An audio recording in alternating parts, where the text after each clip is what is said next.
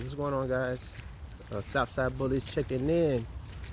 Sunday, my bad. Sunday, we out for our walk. And today's topic, so you want to be an American Bully breeder.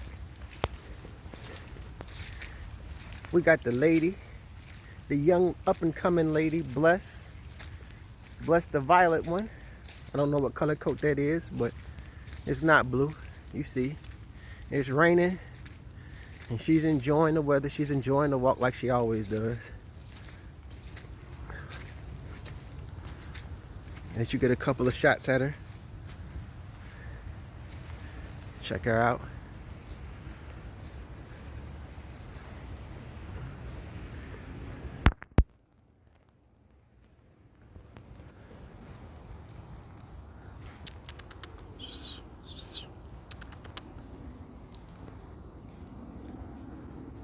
She go.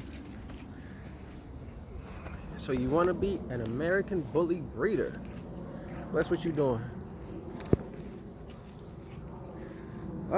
Topic number 1.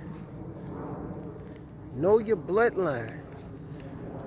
Know the bloodline that you're gonna use. Very, very important. Some bloodlines, temperament, very protective. Maybe even overprotective, OP. Some temperaments easygoing. A lot of the reasons, one of the main reasons why people buy the American Bully dog is because they want that pit bull Amstaff look, but they don't want that human aggression. They don't want that, and they damn sure don't want that dog aggression. So they go to the American Bully because that kind of quells it down, so it's not so fierce, well, it's not so impactful. So, know the bloodline you're going to use, because some of these bloodlines, it's not as bad as it is within like the pit bull or the Amstaff, but that dog aggression is, some of these bloodlines, that dog aggression is still there. Some of these bloodlines, you can't have two male dogs in the same vicinity, because neither one sees the other as the beta or the alpha. They're both alphas in each other's minds, and they're both going to establish or attempt to establish their dominance over each other. So we're going to have a problem there. Get out of that. Get out of that. Move. She's trying to eat some rabbit droppings or deer droppings. That's topic number 1. Know your bloodline. Know what the bloodline brings to the table. Know what you're creating. Number 2, where do you see your program going? When you do these breedings, are you doing the breeding just to be breeding dogs? Because if you're breeding just to breed dogs, you don't need to be breeding. Where do you see your program going? When you put these two dogs together, what are you trying to gain out of these dogs? For example, I like big dogs. Not too big. I don't want to breed XLs. I want to breed standards. But at the same time, I want a good companion, and I want a dog that if I send a dog to a family, they're getting a good protection dog, good instincts. Get out of that. Excuse me. Getting a good protection dog, good instincts, and trainable, smart, intelligent. It's going to bring the family happiness, bring the family joy, an extra body. I don't want to say soul, but an extra body, an extra thing of energy in the household can change the whole entire household. You can have somebody that's sick, somebody that's crying, or whatever they're going through, and here comes a new puppy. And that puppy's energy just uplifts that house, uplifts the children, uplifts the family all together, just from that puppy being there. I've seen it happen so many times. The tricolor Mike Tyson, his name is Pablo. Over there, I delivered him to Virginia Beach. They already had a dog, older dog, about 10 years old, American Bully or pit bull type. And you know, the dog they had was older, and he was blind.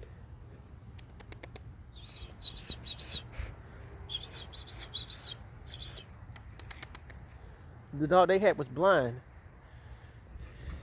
and he is older, and they, you know, pretty much know that within a year or two, maybe 3 years, you know, his time is gonna be up.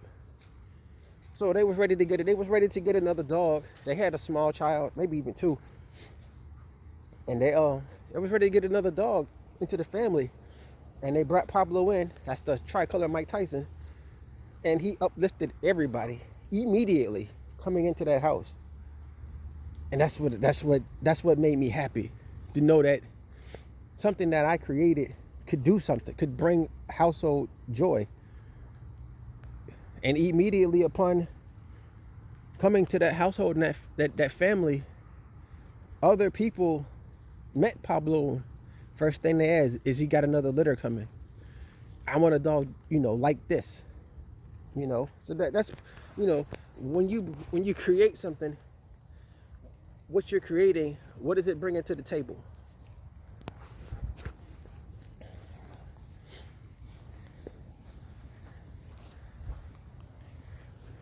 Check your girl out right there. How was the breeding?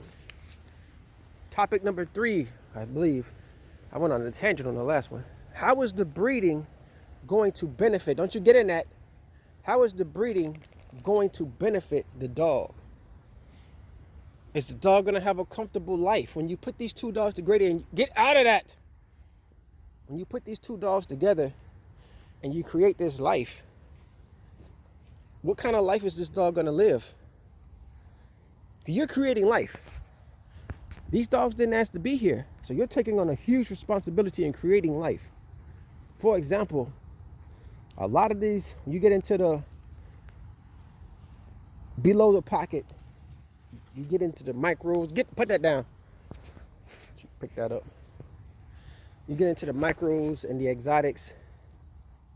You're down there with, you're messing with dwarfism. You know, and you're taking these dogs, for example, get out of that, get out of that.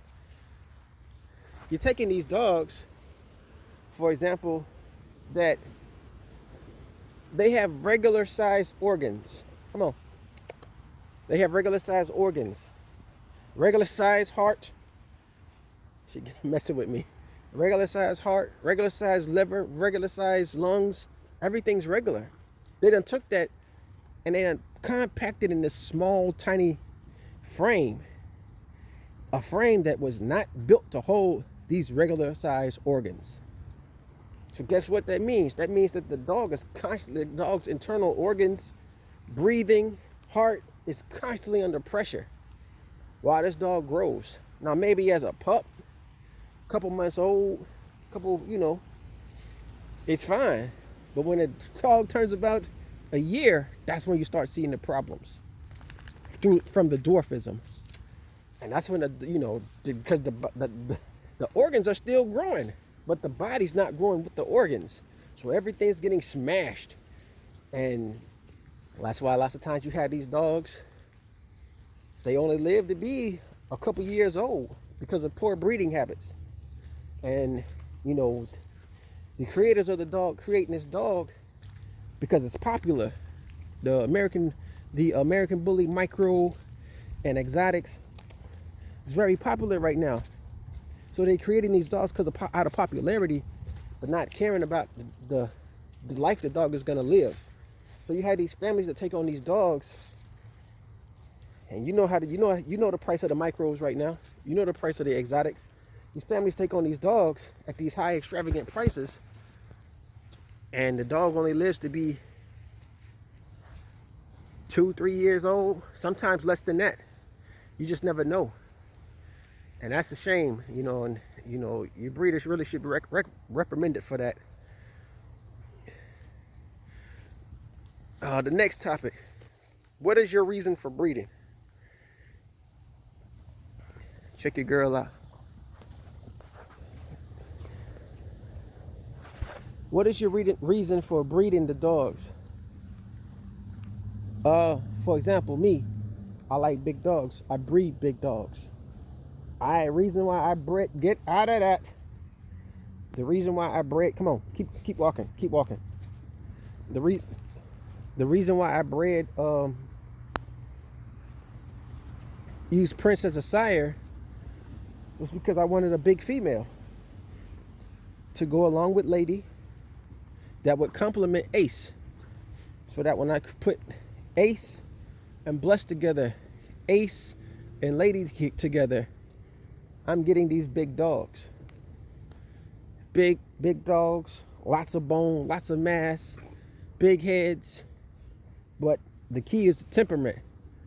Lady's temperament. She quells. I can have a dog with a whole lot of protection drive. I can put that dog with Lady and know that she's not gonna have, those puppies that come out are not gonna be heavy protection. They're still gonna be protection because of instincts. Instincts is there. Lady, she gonna protect me. Instincts is just, you can't do anything with instincts. You know, you're part of the pack. The dog loves you, it's gonna protect you. Come on here. So you can't do anything with that. But, excuse me. But I can tone that down with Lady. Excuse me. And I can tone that down with Bless as well. So, you know, just have a reason for your breeding. And most importantly, it's about temperament. About temperament. You're breeding the American Bully. People want the American Bully because of the temperament. That's why a lot of the older bloodlines of the American Bully movement, which, like the founders of the American Bully, those bloodlines, that's why a lot of them aren't being used today, because those bloodlines were directly off the Amstaff and the Pit Bulls. Get out of that. No. Keep walking. Let's go.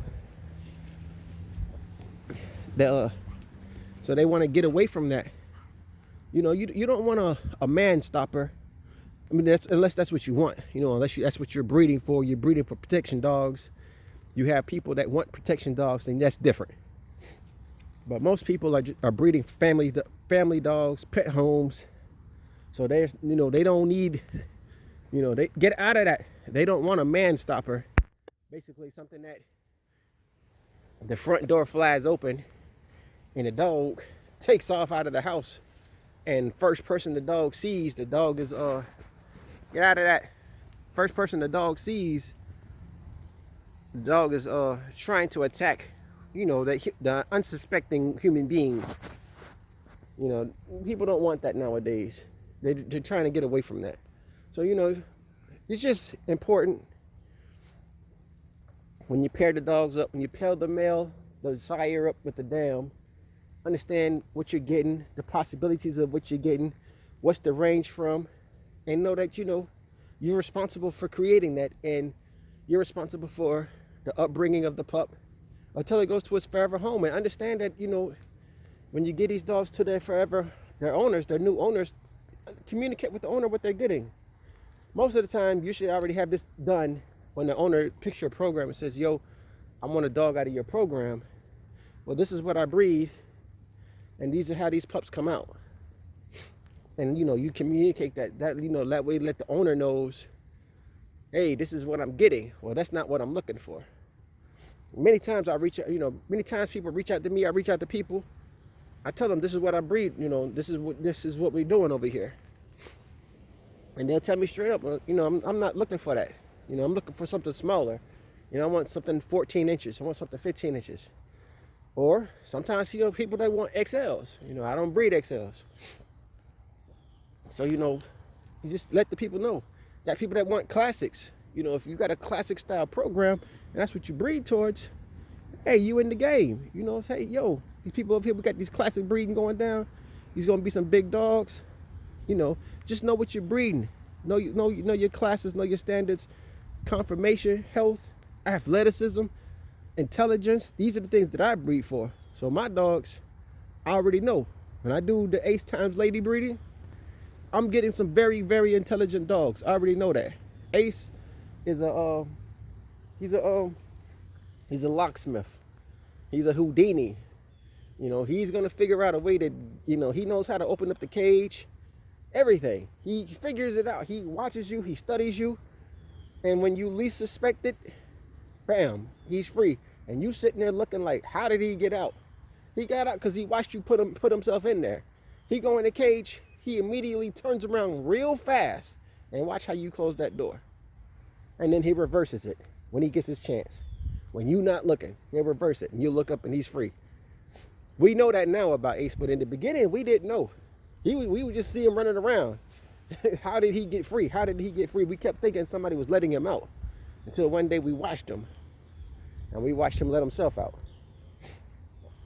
But, like I say, intelligent, smart, intelligent. I like intelligent dogs. I like smart dogs. I like dogs that I can talk to. Yo, this is what we doing.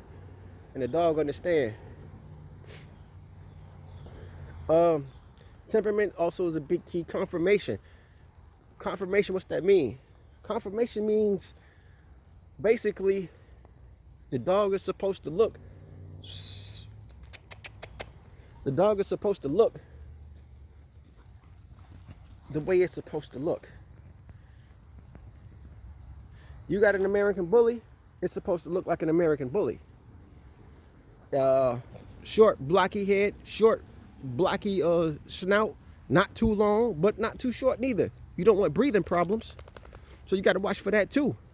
The skin supposed to be tight skin, not supposed to have a droopy face. Eyes are supposed to be set in the head correctly at a correct distance, separating themselves. You're supposed to breed towards all that. I breed towards all of that. I want my dog to look like an American bully, the way it's supposed to look. I don't want you to look at my dog and you look at my dog's face and the dog's got loose skin on his cheeks and his jowls. And you're sitting there looking like, what is that or where that came from? And I really can't explain it because the other pups in the litter didn't come out like that. Weak pasterns and hawks, you got to breed towards that too. You just can't put two dogs together and think that this is just a male and a female and the female's in heat and we're going to have puppies. No. What is this bloodline I'm using? Are there weak pasterns in this bloodline? Lots of times people will choose a dog off the dog's name or choose a dog because of the dog's kennel and not know anything about the kennel, the program, the dog, anything. So then when these dogs are born, here come these health problems and here come these issues that weren't discussed because they bred towards the kennel or because they bred towards the dog's name. You're doing your dog a disservice, and you're doing the families that purchase your dogs a disservice when you do that, because you want to breed towards the dog's name because of popularity, But that's my take on it. That's how I feel. Doesn't necessarily mean that my way is right. I'm no dog guru. I'm just a grassroots fledgling trying to make it in this community. But I hope I'm on the right track, But with that being said, Southside Bullies, with your girl Bless. It's out here raining, but we still getting it. And with that, we out.